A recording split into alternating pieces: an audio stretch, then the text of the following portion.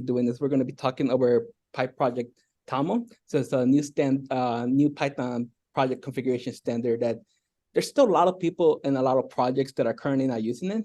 So by the end of the talk, I'm hoping that you could go ahead and get a little bit familiar and be comfortable using it over the other alternatives, which I'll talk a little bit on the history of them and why they were used before and why they were needed and why this is a better alternative. So the application that we're going to be focused on today is a little command line interface. So I called it Zeus. So we're going to be getting the weather from it. So the god of lightning is probably the closest to the weather. So that's what we're going to call it today. But as you can see, it's not working, and that's on purpose. So let's make it work right now. So if we look at this, the way that it's structured, it is currently trying to run an executable directory. So for those that are familiar with it, is if you have a Dunder main file within a directory, it will go ahead and be able to execute that. So that's why they call it an executable directory. So we could just call it the directory Zeus, and it's going to go ahead and try to run this app main. So even at the bottom, you see it says underscore main, name equals main equals, and then we could just run the app. So that's what we're going to try to do right now. So we'll try to get to run. And it's saying that it's not, the module typer is not there. So in Python, we have these things called modules, right? And it's the pieces of code that we could share with each other and our colleagues and people in the internet to run our programs. So at the moment, it's not able to find typer, which is the program that I'm going to be using to create the CLI. So we're going to go ahead and try to get it installed here. And let's just create a virtual environment for this. And in Python, virtual environments are a way for you to try to keep your configuration that's in your system and capitalize it just on where your project is currently. So if you go ahead and use pip3 freeze, it will show you everything that's currently downloaded in your Python path, right? So this is too much. This is not needed for our project, and it might actually cause issues. So we're going to start something fresh, and we'll go ahead and run the command bmb.virtual environment. That's the way that I like to create my virtual environments. So let's start there. And to activate them, I'm using a Unix system, so a source.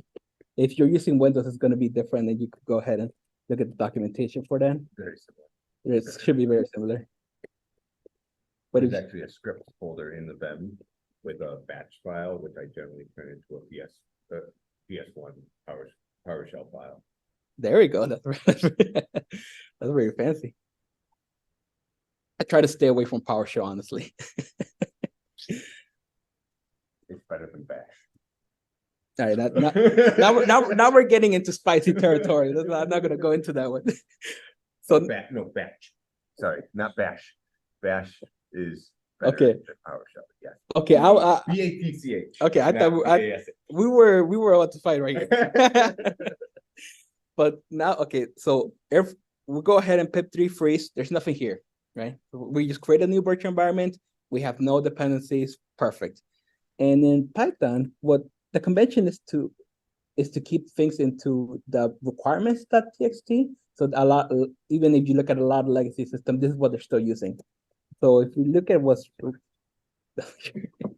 so we go ahead and type a request. So yeah, we could go ahead and we'll go ahead and download these. So this our requirements.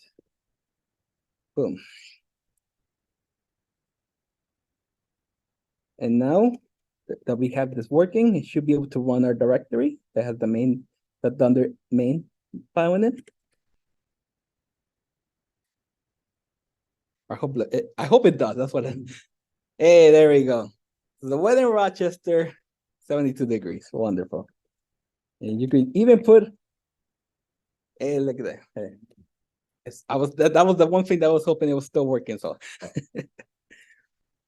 and this is usually if you're new to with Python, for the first few months, this is honestly everything you need, right? You got your virtual environments, you got the requirements, text, txt file, and you should be good to go. And and in Python, the way that this was working, let's try to see if I can. There's a directory called something. There's a just like you have in your terminal. There's a path directory that keeps all your commands where you can run them in your terminal, right? And in Python, we have something very similar to that, and it's called the Python path. And to get all to get all of them, you can just say stop path, and you should be. This is where where Python's gonna look to see if your modules, if modules are located there. Yeah. I don't think I've ever used. Yeah, it's very useful, and a lot of people have this habit of that because it works to go ahead and append their directory where they're currently working to this stop pile. So you see a lot in a lot of projects do something like this and append, and hey, there you go. This is wrong because it's wrong because it works. So it works right now for your few different projects that you have. It doesn't scale up. So you have 10 projects, there's gonna be issues, there's gonna be conflicts, and then you'll start screaming how horrible the Python module system is because of it.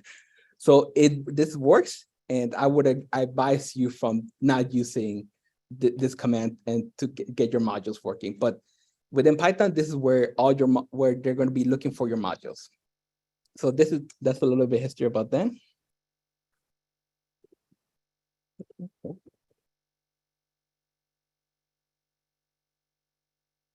Now, this is working, and let's start a little bit about history, about how we got to this point.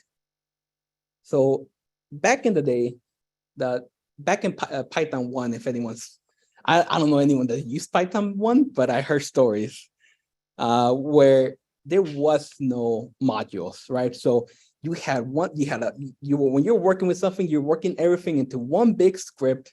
So there was no dependencies, no nothing. You just wrote everything into your script and you emailed that to your colleague. You did a USB and then give it to your friends. And if you try to do that into the modern age, the security team in your company will scream at you very loudly that you're not allowed to put random USB files with executables in the company computer. So in fact, in Python 2, they created something called dist utils, where nowadays they're saying that they're going to actually remove it in 3.12, right? So if you're still using this utils, I would recommend to not use it. It's what people were using to distribute and build their Python systems, and nowadays that's discouraged. And now we're going to be using there's different build tools, right? Because back in the day, it was the wild west. So people, when people started they started using something called setup tools after this util was introduced, and it was a different way of doing things. So you still see this a lot, right? If you go to a GitHub project, you'll see the people using setup.py or setup.cg, which is another TOM file, right? And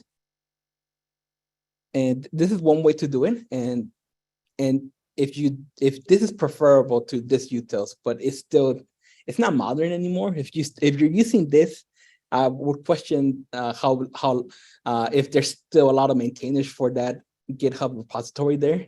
So if you see this, I would discourage you from using it and try to move something with the pyproject, and even set up utils tells you how to do it, right? But after in the Python 2 world, there was a lot of things that came out based on packaging and building your Python files, because the community was tired of the things that became popular were the things that people were talking about, right? And they decided to create something called the Python enhancement proposal, which is a way to the community to propose a way to standardize the Python language. And this has introduced a lot of new different ways to doing things. So, and one of them was wheels. So back before wheels, people were called, we'll see this how it's working, but this people were using wheels, and the project was maintaining using kind of legacy X, which we'll call later on. And we'll go back to the code real quick and see how we're doing that. So you go ahead and look at the other branch. Okay.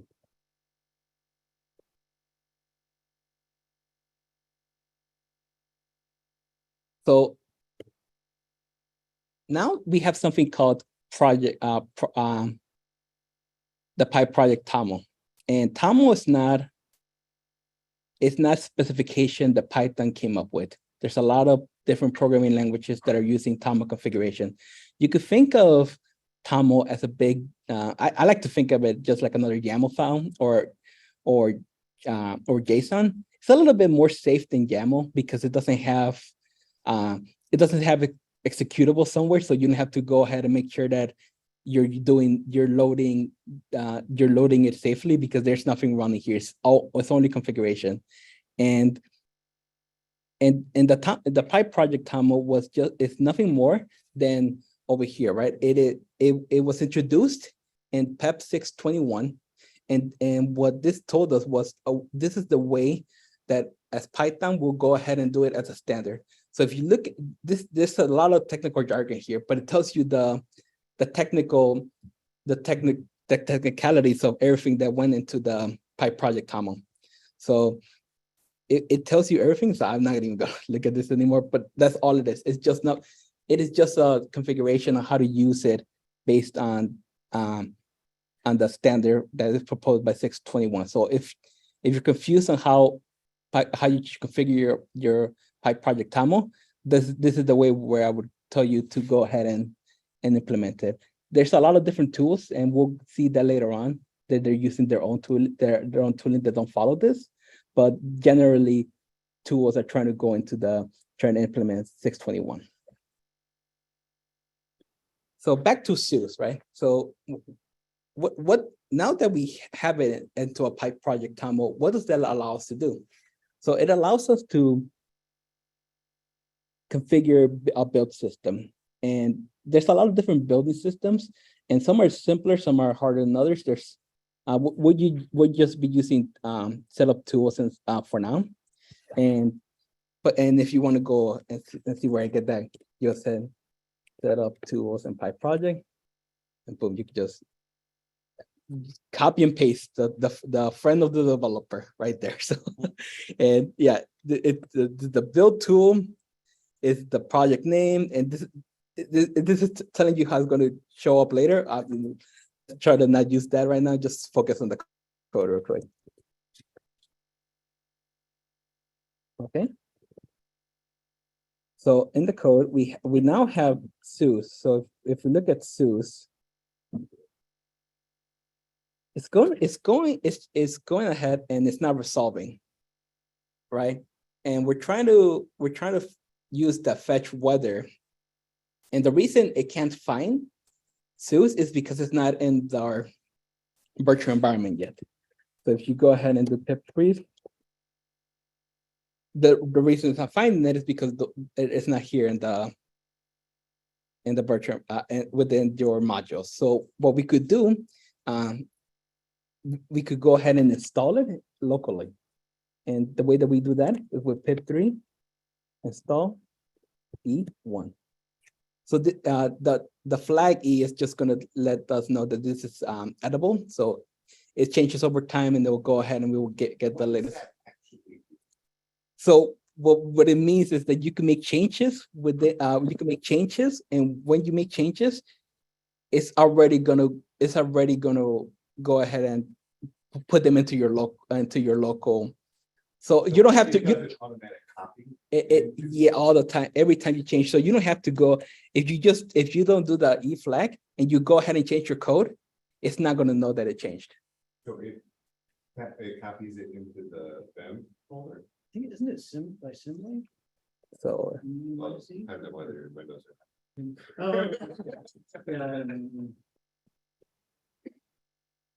so if you do the E flag, and you actually you do pip3s, it tells you, hey, it's actually looking Okay, in this directory. interesting. It's looking at the directory and it's not looking with where the virtual environment is. Yeah. But I don't want to derail. no, this is what I want. I like being with everyone. I thrive in chaos. It's still not there. Why didn't it?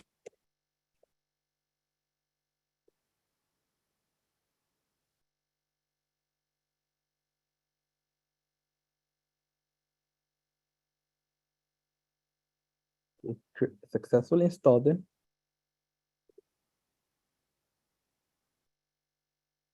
Right now it's causing issues. Do you just, do you have an entry point Zeus? I don't think so. It's not. There's no entry points yet. It was just supposed to work. Yeah, give me 1 second. Live coding. That's what we would like to do.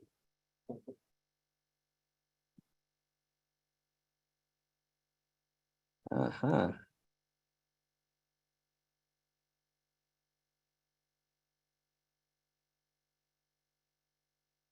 That's the problem. It was called weather, but I had it too. There you go.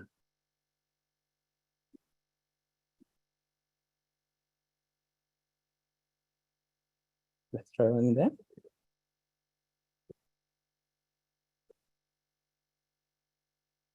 Still not there.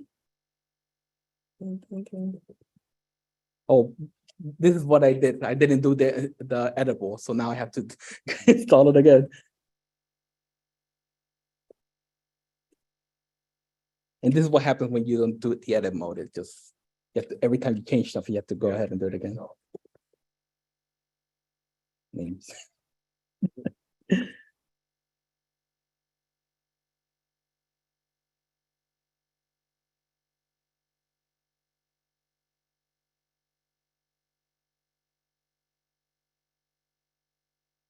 Still, the LSP is working.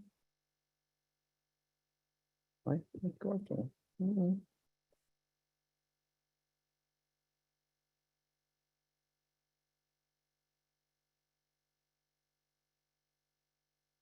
know what? We're gonna pretend that it's working. That's what we're gonna do. Oh, there we go. That's what I was missing. So now that I installed it within my pip3 within pip3, it's a module now. So it's so it's gonna go ahead and be able to run it as a module. So let's just see if it's still working with the Miami location. There you go, still. Perfect. But this is what you could do with this is what you could do within your local environment when you're running it, right? So if you actually go here, let's actually try it.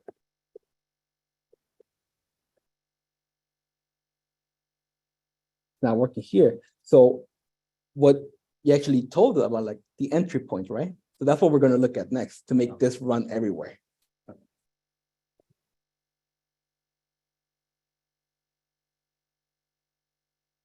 Actually, get rid of all the changes that we have here.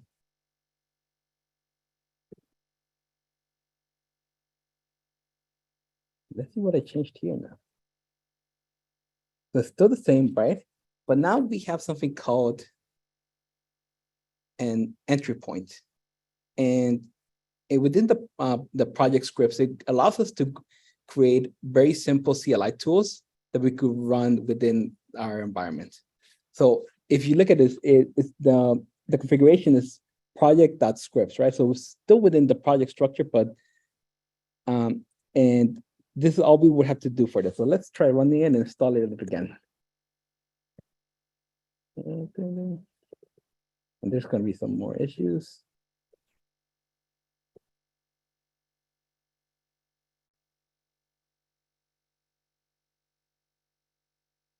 And it creates more things for us. So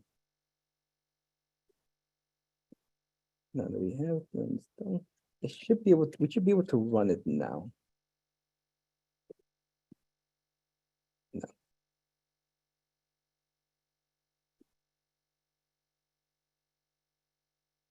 Yeah, it's still the same issue that we had.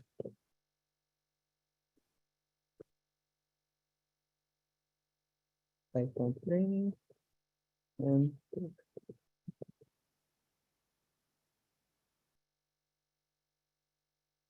there we go. No, it's not.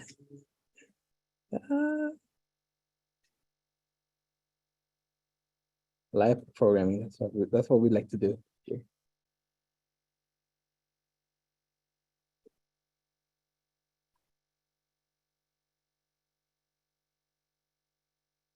Still working, but the entry point is not working. That's strange. It was working earlier. What it should allow us to do is allow us to create a simple CLI. That's a neat trick. Yeah, I forgot how that works.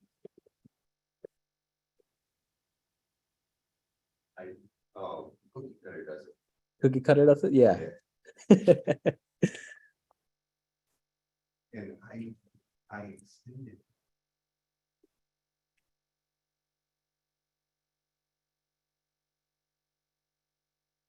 I'm actually not sure why it's not working.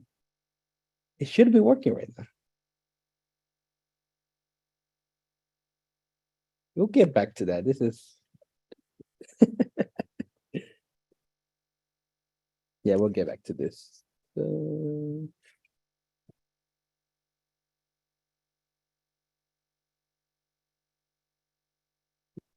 here.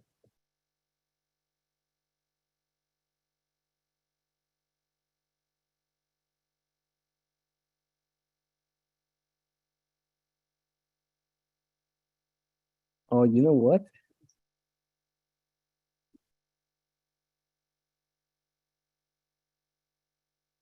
That's what's wrong.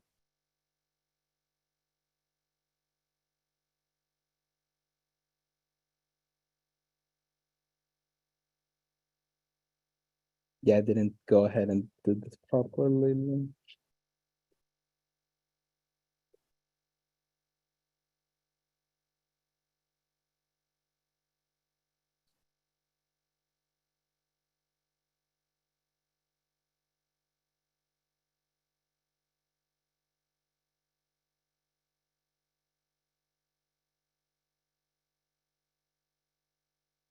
Yes, there you go. Ooh. No, so there's different types of things that you could do and within PyProject. A lot of folders right now, if they want you to keep your source files within source, so the source they was looking within the source directory rather than the source directory that I wanted to right now. And this is a very special problem. It's not gonna happen on my, simple computer. oh, I'm sure. I hope it does. That way you get to experience the wonders of this. But yeah, this it's okay. Finally, it's working, and it creates something very interesting. If you look at the new files, it now has something called an egg, right? And like you're like, what the hell is an egg? And an egg is a legacy standard that we used to have back before we had any standards, any standards within Python. So this is the wild west where people were creating projects, and sometimes sometimes it became the standard that everyone was using, and egg was one of those. So but it got deprecated with something called wheels. And if you're ever looking within your pips, you will see something. It's like, hey, you're creating wheels here, and so what you're doing that is you're gonna go ahead and start creating those eggs. And if you think about it, if you come from the Java world, it's kind of like a jar. So this is just like a zip file for so you could think of eggs in Python as to jars are to Java. It's kind of like how I like to think about it. And if you actually look here, let's look at this directory, what it looks like real quick. There's some entry points that we're already seeing here. So this entry point that we just created, right? We could go ahead and call it, we call it SUS for now. And it will go ahead inside the SUS directory and look in that main, look in the main file that is our executable directory endpoint and look and run app. So now that we have this, we could go ahead and yeah, and there's also, it also tells you different dependencies for this. So that's good. But now that we have this and we created this, I don't, if when I don't know about you, but sometimes I'm really proud of the apps that I create, right? And I want to use it in my other projects. So now that I have this, remember, it's installed within my, it's installed within my environment. So I still have the virtual environment open and SUSE is installed. So I could go ahead and run it from anywhere within my system. So if you're someone that likes to create command line interfaces, this is a really easy and fast way to create them using your pyproject.toml. And you saw it. There's not a lot of configuration needed. All you need to do is go ahead and create that project scripts, and you could think of this it's very similar to what they have in the Node.js world, right? They have those scripts, and we have them here, but this allows it's a little bit more powerful, in my opinion, because we could go ahead and not have to use Node, and you could just go ahead and specify, as long as it's within your within your Python environment, you could run your tool and your program anywhere you want. And that's very powerful, in my opinion.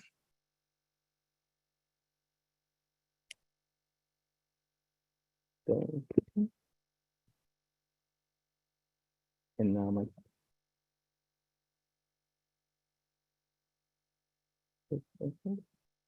okay.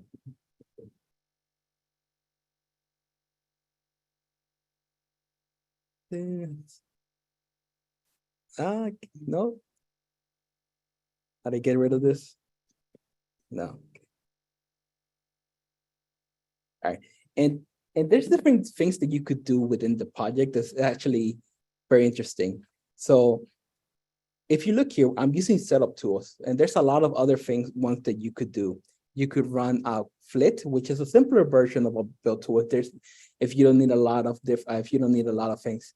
And there's also something called Poetry, which is a industry standard. So if you're using Poetry, it allows you to manage your dependencies very easily. And I'll show you that in a bit, just later on. But different build tools have different things in mind. So setup tools, I like to use them to create CLI tools. And for Poetry, I like to create it using to create my microservices, right? So whenever you want to create endpoints with like Fast API, I most likely will use Poetry other than setup tools. But even in the industry, there's some that are very specialized. So some of them allow you to create.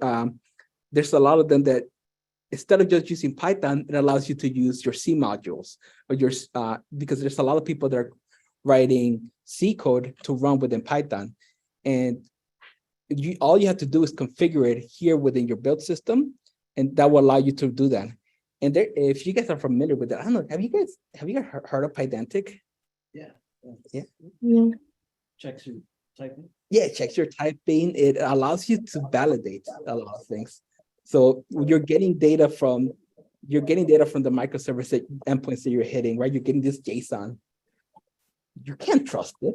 You don't know if there's garbage coming in. So I like, maybe we'll talk about this later, but it uses Rust actually. And if it's using Rust, so what they went ahead and used for Pydantic 2, it's now built within Rust.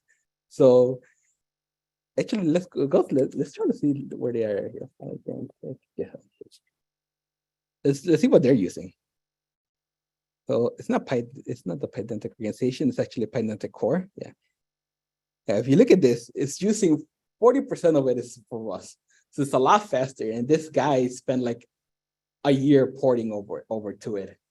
And if you look at their Py project, their configuration, they're actually using Maritin, which is, I never heard of this build system. And then I went ahead and started looking into it. And it allows you to build using not only C Python, but Rust too. So now you could run Rust files with this specific build system Like within the build process. within the build process, and you just configure just like 2 lines of configuration using pyproject. So this kind of this is one of the reasons why I wanted to start learning Rust. So I'm still on my Rust journey, and I'm not really good. I'm not willing to talk about it. It's on the list. It's on the list. It's on the list. It's on the list. But yeah, this is like the really cool thing with configuration. Actually, if you look at the TOML that they use for cargo, which is like Rust pip, is very similar to what we have in Python for their configuration. So a lot of people in the industry, they're now using TOML to write their configuration code in this, which is, I think, is kind of cool. Yeah. But now that we have this, actually, I kind of want to show you how I do things in here, because before we were using requirements.txt, and you mentioned, Josh, that you were using still, right? I want you to stop doing that, and I want you to start doing this. So I'm going to show you some cool tricks. So we're going to remove. Let's actually remove them.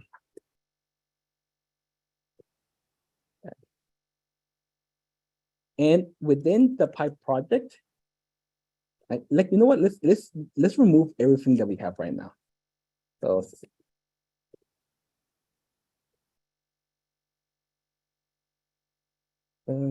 let's start fresh, a fresh new copy of our virtual environments. Now this might cause issues because I didn't deactivate. I don't know how that would work. Okay, so there's the tools that I like to use right now. It's called pip tools. So pip install pip tools. That's not good.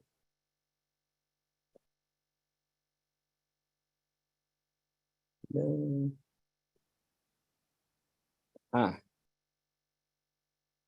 so now that it's specified within our TOML, there's a dependencies section where this is what I had before in my requirements file, right? So now that I installed pip tools, I could do pip compile. And what it's going to do is going to look at my pipe project and create for us this requirements file for us. So now this we could go ahead and push this to production. This is the production requirements file that we could do, right? So whenever we want to and pip with pick on compile, we could go ahead and do that. And there's another called sync. And it will go ahead and install all of them. So now we go through. There you go. So now with a pip sync, we could go ahead and sync the requirements. And with pip compile, it goes ahead and looks within the pipe project structure and goes ahead and generates that automatic requirements file for you, which is kind of cool, I think. So you don't even have to keep your requirements file within your system. You could just go ahead and compile it within your build tools. I don't know about you guys. We use Jenkins that works. It goes ahead and generates the requirements file for us. Yeah, this specifically for we're creating tools internally. So when we have people writing CLIs, this is what we like to use for Python. Yeah. What's the format that the file has to be in for it to automatically create these requirements? Yeah. So if you look at this structure, are you familiar with YAML? No. Think of this as a big dictionary, right? So if you actually, I don't know how to do this yet, but if you go ahead and load this into your Python, this is going to be one big dictionary. So you could think of this as a key, right? And this is the values of it. So, and you could just keep going down. So this is the one namespace for it. There's another. So in your project, you could go ahead and specify an array or a list of your dependencies that you want. But if you notice, for this project, I'm using PyTest, and it's in the optionals dependencies. It's not in the dependencies that I'm going to be using in production, because for this, I'm only going to need PyTest in my pipe to run it in my pipeline, make sure everything's working. But I'm not going to need this for when our customers are using this app, right? So actually, if you let's look at the requirements. If you look at the requirements file, it's not there. So we could go ahead and specify this within pip tool. So you could go ahead and pip compile extra dev requirements dev text.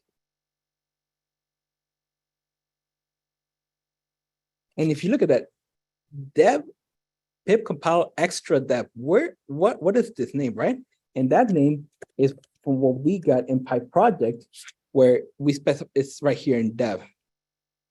So that extra dev allows us to have those optional dependencies in here. And now we could go ahead and use pip sync. The requirements dev. And now it should be working. And it's not, it's working, but it's not working. Explanation. What was it not working? I forgot. No name sys. It was in the test directory, right? No, it should be working. Oh, you know what? We haven't installed this yet. Yeah.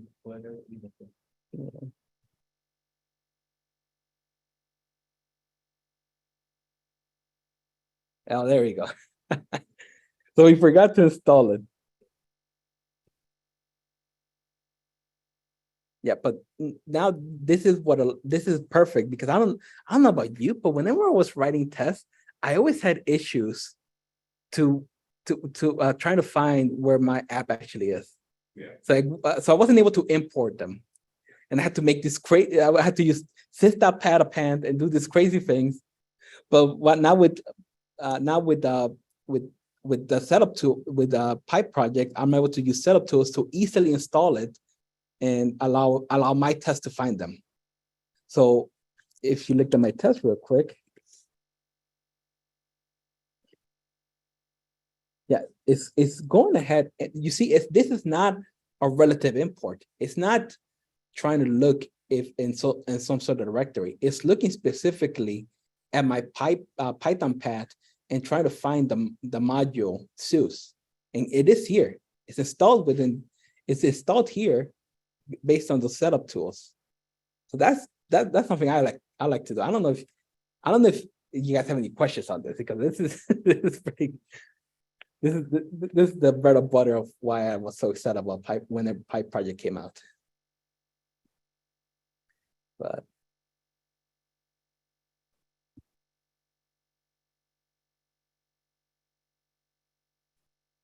yeah, that's pyproject.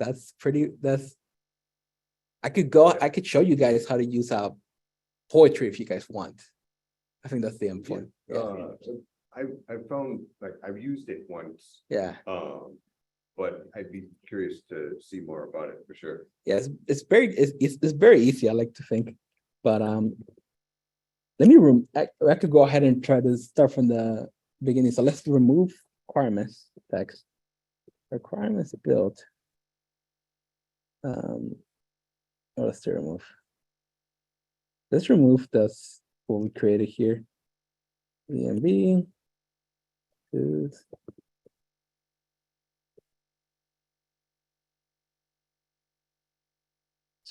Just killing everything. I don't know if you guys are uncomfortable whenever you saw MRF. Yeah.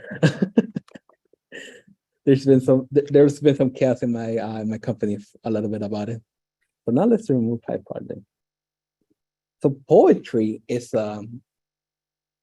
it's actually interesting. Poetry was one of the first projects that went ahead and started using pyproject.toml. So this was before it was actually standardized and passed. So they actually they implemented the draft version. So if you look at within Poetry, they don't follow PyProject specifically. They're currently doing their own thing. This is what I've actually. Yeah, they're doing their own thing, and this is why I prefer to use just regular setup tools within my project for the CLI, just because they don't have a easy way to do scripts, just because they're not focused on CLI tools. They're mostly focused on those microservices. So What's the differentiator? yeah, so I could go ahead and create it for you. Let's create it for you, and you'll see. Okay. Yeah, so Poetry init. And the reason this works is because I installed Poetry with pipx. So it's a different way to do it. It allows you to download Python tools without adding them to your environment, it keeps things very clean. So What's that called? pipx. Yeah, so like if it's a executable, Mhm. there's Python executable like this or like cookie cutter. Yeah, cookie cutter is definitely Yeah, one. you can do pipx. I don't know where it installs it to, but then you have the Yeah. executable available at the command line. And you're not gonna see it if you do pip3 freeze, you're not gonna see it there. So if you do, It just installs it globally, yeah. I think so. It installs it globally. Does it actually have this? That's what I don't even know. I have no idea how it works either.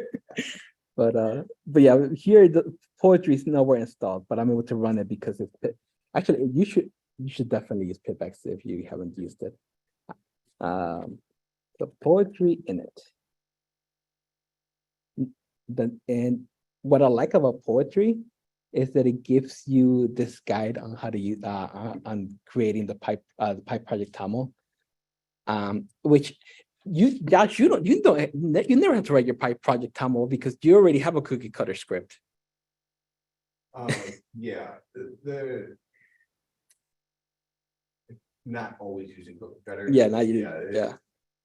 Where we can, we're starting to templatize our projects, but yeah, I'm using Copier. I don't know if you. I'm not familiar. Yeah, with one. yeah, I'm using Copier instead of cookie cutter now. Okay. Yeah, yeah. Because they were trying to get me to use I don't know what it's called, like YAM something in TypeScript, which is it was crazy. They're making me write TypeScript. I don't like it. But yeah, so Poetry init, and then let's call it this again. Version 1.9. So what it also this uses semantic versioning. So the major version 0, feature version 1, and you could change this. So I'll just change it real quick. Description, a CLI program to get the current weather in different locations. I don't know how it got my name, honestly. And probably. It's what version of Python is currently available, compatible with? Now this defines your main dependencies interactively. Yes, please. So typer, right? Typer 0 request. Oh, I think I did that wrong. The latest version, leave blank to use the latest version. I'm gonna just keep blank. Yeah, I messed up the other one. Add package, leave blank, no more.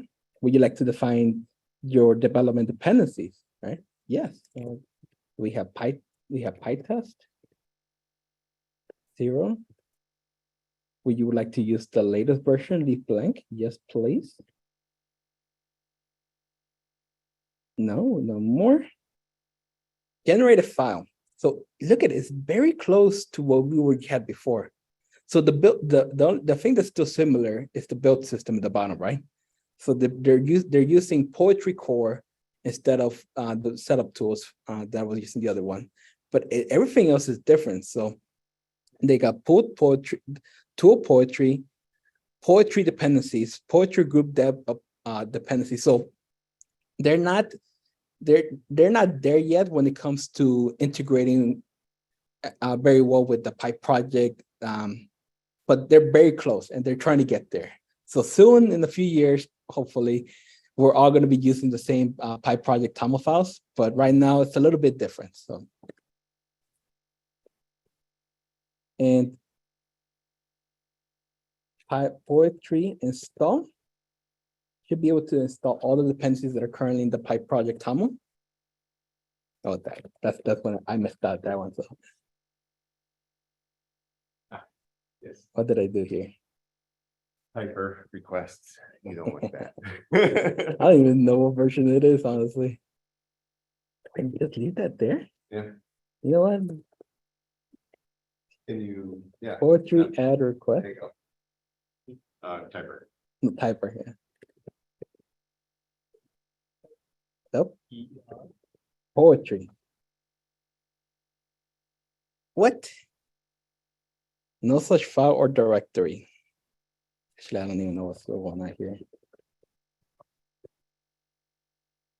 This usually works. Poetry add typer. I'll do. Can I just do this manually?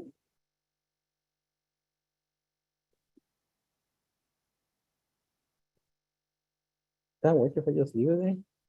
Actually.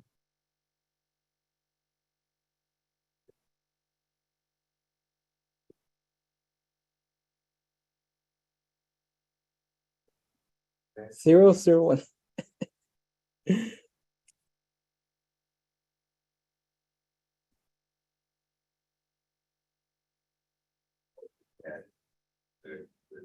The first example on their homepage, poetry and pendulum.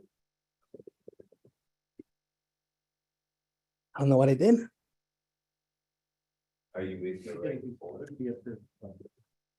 Is poetry, it's not like a mod, it's outside the environment, is that right? I'm not sure. Yeah, it's like, it's a system level. Okay. What if I just start from the beginning? That's it. It looks like it's not. It begins with that on three. I think it is.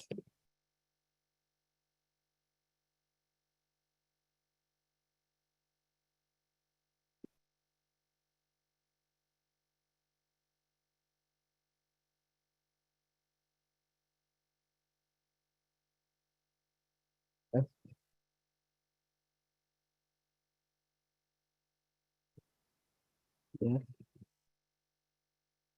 Type it. No? Okay. Yeah.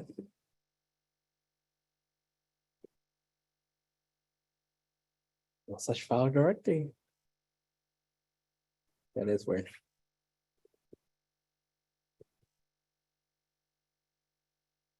What if I did, you know what? I'm gonna do something dirty. I'm not supposed to be doing this.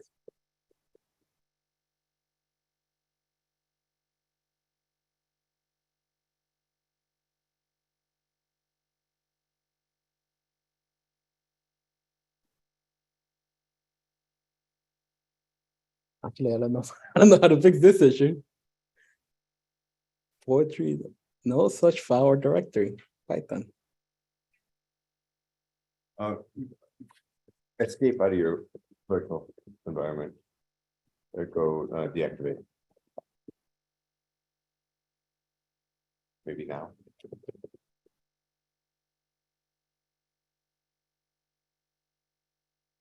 Would it pick up your virtual environment? Maybe I don't know what it did last time. Or I probably didn't deactivate last time. I think that's what I did when I deleted my VMV. I didn't deactivate. I think that was. Yeah.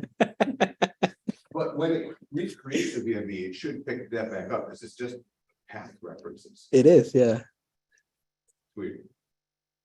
You broke it. I did. What we do. But now instead of the the requirements.txt creates poetry lock, right? So if we look at the poetry lock, it has it's a lot more information than we need, but this is actually it's actually very safe because it actually calculates hashes for you, right? So you could be sure that the version that you want is the version that you downloaded, which is very safe to do in production this fast.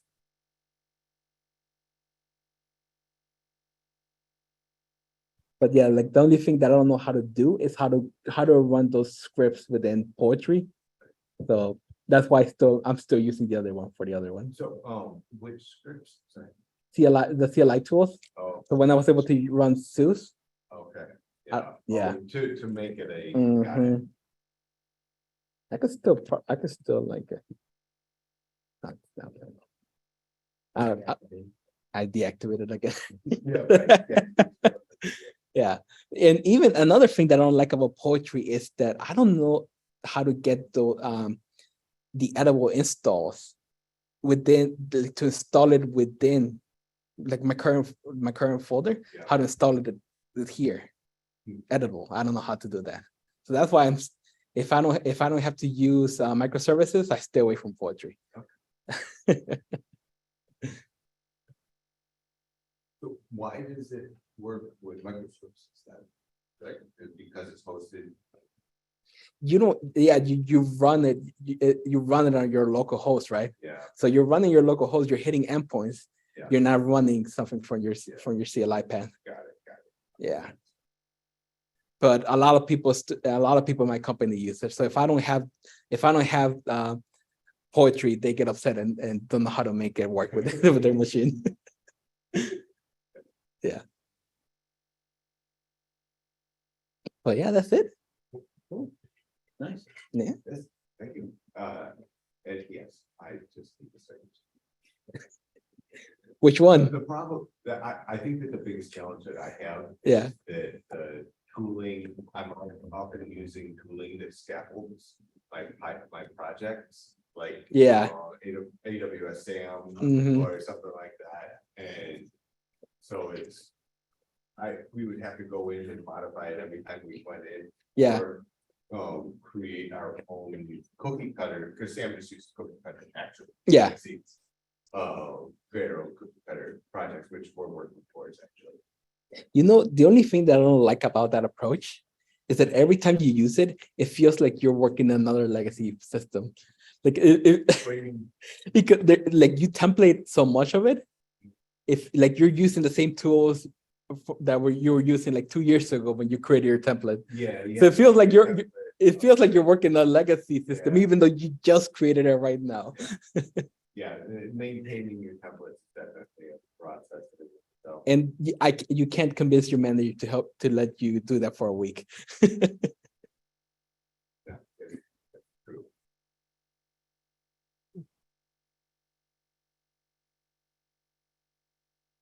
Anybody have any questions? No, not really. I haven't gotten to using Python just yet, but I wanted to see what you guys had going on. That's all.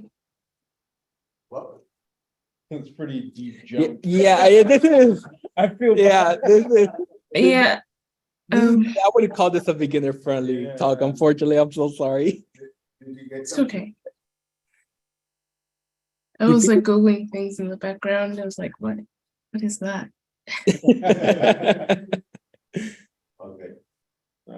I'm with you on that too. I was Googling stuff too. Don't feel like that. Yeah. The important takeaway is use package managers, use dependency managers. Yeah. And don't just use, like I'm a bad offender of this, using requirements.txt without any version tags. It's always important to specify the version of the libraries that you're using to maintain consistency over time, so that like if you go to redeploy your application, it's going to re-download the latest version at that moment. If you redeploy in a year, those versions are going to be very different and could break your application. Yeah, the tools might have different versions that depend on different versions, and you're going to get a lot of different issues. Yeah, I So that's why you want to pay your versions, and this does it for you. yes, Stuff like the pyproject.toml, poetry. yeah. Poetry does that automatically for you, and if you want, you could go ahead and do pip tools. The pip tools. The pip That's tools, right. yeah. Yeah, the pip tools does it for you. It's definitely, take a look at using those kind of tools. Yeah, and but like since you're a beginner, just using requirements text is a big point than just installing everything locally all the time. Yeah. And if you're yeah, Use virtual environment. if you use virtual environments, Before you install any pip tools or Yeah. anything, understand virtual environments and you will save yourself a lot of headaches. that's one of the things that I hate about Python. Yeah. For beginners, like what's a virtual environment? Yeah. Why do I need it immediately? And it's one of the things that like JavaScript does naturally. Yes. You install into the folder that you're in. That makes all the sense in the world. And now you have 10 gigabytes in your phone. I love the beat that is the most the densest things in the universe has like the moon, the earth, the sun, a black hole, And- node package. not it I was on TikTok. I'm addicted to TikTok. My mom got me addicted to TikTok. I've stayed away so far. You should join. No, you just need to say no. But one of them, it was one of them was showing me that there's a tool that goes through your directories and removes all those node modules. Yeah. Because people forget, and they're like 700, their computer's 700 megabytes of node modules, and they have no idea where they are. Yeah, and there's lots of tools that you need to do that with. Like CDK is a really bad abuser of that Mhm. because it recreates all of your artifacts every time. I recently deleted a CDK out folder that had 9 gigs in it. Well, are just like things, modules you kind of like imported It over time generates- and just like Yeah. stores it in that location and then eventually like just goes. For node modules, yes. For that CDK out, it's generating things that will be deployed. And it's compiling different small code bases, so it all different types of artifacts. And if you rerun it, it just adds to that folder. And those the old things are never reused, but they're just there. Yeah. Yeah, so know your tools and, but don't, don't fret if you don't know everything all at once. Yeah. It took me a while and, build up hard drive to figure out the CDK out, but I guess let's ask, why are you trying to use Python? Me? Yeah, Yeah, eventually. no, I'm asking why are you trying to use it or like, what led you to trying to learn? Well, I know I wanted to get into software development, but Good place to start. Yeah. Python, or honestly, either Python or JavaScript. That's what I like to tell people, those two. as much as we pick on JavaScript, it is a fairly decent beginner language. What I love about it is you're able to see your results on the browser immediately. Yeah. And every time someone tells someone that they should learn Java because it's harder and they'll learn more, I cringe because they're No, bring out the no stick. no. Yeah, I would definitely either JavaScript or Python are very great first programming languages. They're so popular. They are, yeah. but I just didn't know like which type I wanted to get into. I wanted to get into UI and UX design, but I just didn't know where to start. Lately, I've just been looking up things, but I just don't know where to apply it at. If that makes sense. The UI UX, I think that'd be more JavaScript, no? Yeah, I would say probably JavaScript with like looking at React. React, yeah. Material UI type libraries. There's lots of different JavaScript libraries, frameworks that will help you bootstrap your project. Yeah. Bootstrap is the name of another library, UI library, but the UI side in Python is real rough. It's very ugly. It's very Well, the website I was using to learn that is free code camp. Yeah. I think it's .com or .org, but it teaches you HTML, CSS, and JavaScript. And if you're into UI design, I think that'll be I think that'll be a better approach for you to start in. Yeah, and besides, it's really where the majority of development is focused, like web application development. You're either talking a phone app or a website. Is Yeah. where the majority of the application development is, and it's much heavier on the web side than phone side. Phone side is this whole other world that is unto itself. Well, not really. If you React Native, we got. But does it have the performance? All right, you don't bring Uber into this. All right, I know what you're talking about.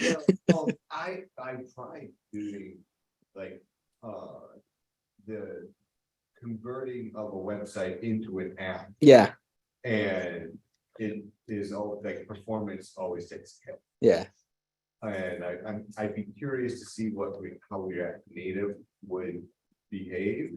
Yeah. But it still had, I feel like unless it's actually compiling, like the Xamarin, the .NET, they have a framework that transpiles, like the .NET, when you compile .NET, it compiles into a bytecode. And so really the compiler is just a transpiler that creates bytecode, and the Xamarin team modified that to, instead of generating .NET bytecode, it generates the iOS or Android library, compiled libraries from a like you can do either from a single project. And even that compiling from that single source is slower than if you just did it in Swift or in the native OS language. Yeah, so a few years ago, Google came out with Flutter. Yeah, so it's a way for you to, if you actually want to do UI design with Python instead of using JavaScript, this might be a way for you to do it. So there's a library called Flet. Maybe this might be another talk later on. That'd be great. But it allows you to create Flutter apps. So you're able to create desktop applications, browser applications, mobile. I think it's mobile's on the roadmap, but it goes ahead and create it for that. So this might be something to check it out. This might be a good guide. Yeah, if you're interested in playing right. Probably your best bet UI wise. Yeah, if you look at other UI stuff, it's very honestly very ugly. I use WX, and it's like very like I felt like it felt very Java-ish. Yeah. Yeah. With another light on the face of UI UX. Whoa! Now last time I was checking this project out, they didn't have Android. Yeah. Now they do. I'm not surprised. It is Google, but they also have iOS. All right, that's awesome. I have to check this again. I'm going to. I'll download the app and use desktop version. It should be able to do any desktop, like either Linux or Mac or Windows, I think. That would be a really cool talk, I think. I Yeah, don't remember anyone doing this, but like doing something in Python and putting it on an Android device. Yeah. Yeah. Yeah, I would love to see. Yeah, Yeah. for sure. I didn't know we could before this to the order. There you go. I thought that, man. So you're gonna give the December talk? Oh, is that what we're on? We got November. Yeah, okay. If let me get it working first, and then, Just let me know. but I think this that'll be a cool talk because there's gonna be a lot more visual stuff. Yeah, oh, yeah, for sure. Instead of I think people don't get a little bit scared when they see Sure. the command line. Show people how to use the proper package dependency management in Flash. That'd be interesting. That'd be interesting.